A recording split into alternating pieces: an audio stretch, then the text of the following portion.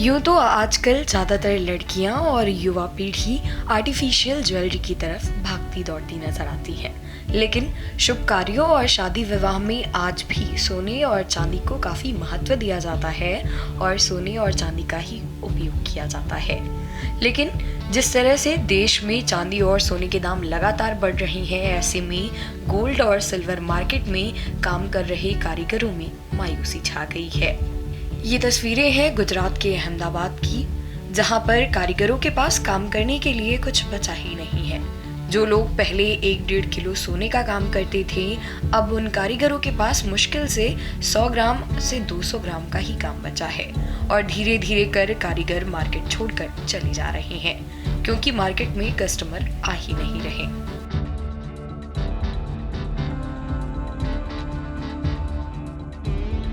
देखिए, पूरा गुजरात के अंदर मेरा ख्याल से 75,000 जैसा कारखाना था और अभी भी है, लेकिन जो बड़े बड़े कंपनी आया वो सब आया तो उसके अंदर काम बढ़ जाता है।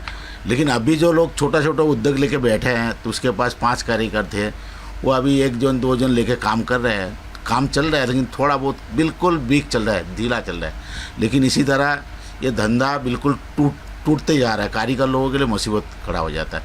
और अभी करीबन यहाँ जो विद फैमिली रहते वो तो है ही, जो काम करने के लिए आते हैं वो सब यहाँ से सफ़र कर लेते हैं, खेती बाड़ी का काम ढूंढ लेते हैं, कोई दूसरी धंधा ढूंढ लेते हैं। तो ये जो लाइन का जो कारीगर है, ये एक टाइम ऐसा हो जाएगा जब मिलना भी मुश्किल हो जाएगा।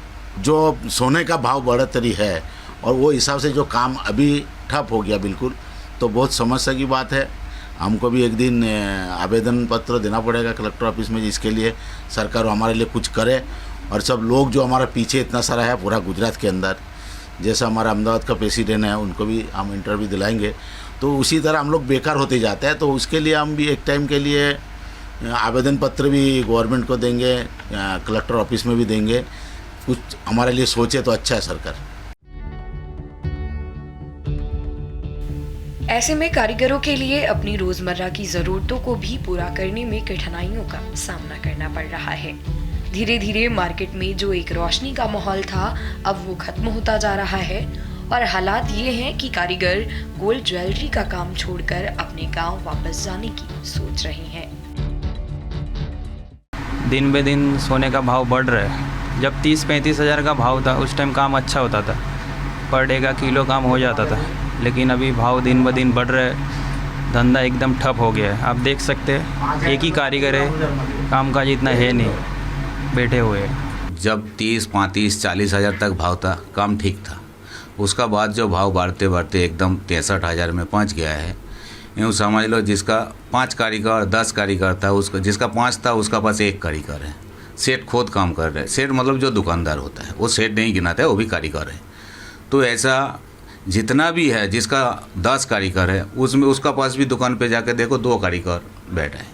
तो काम काज कुछ है ही नहीं, काम इतना रुक गया है। और भाव का कारण, भाव का इसके लिए देखो, कोई भी 1 तोला सोना खरीदने जावे तो उसको 63 हज़ार तो प्योर गोल्ड का ही भाव है। तो कारीगर मजदूरी तो उसमें 5-7 हज़ार आ ही जाता है।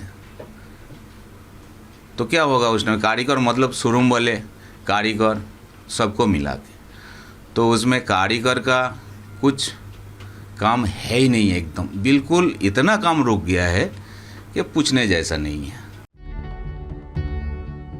ज्यादातर कारीगरों के पास काम नहीं है और गुजारा करना बहुत मुश्किल हो रहा है।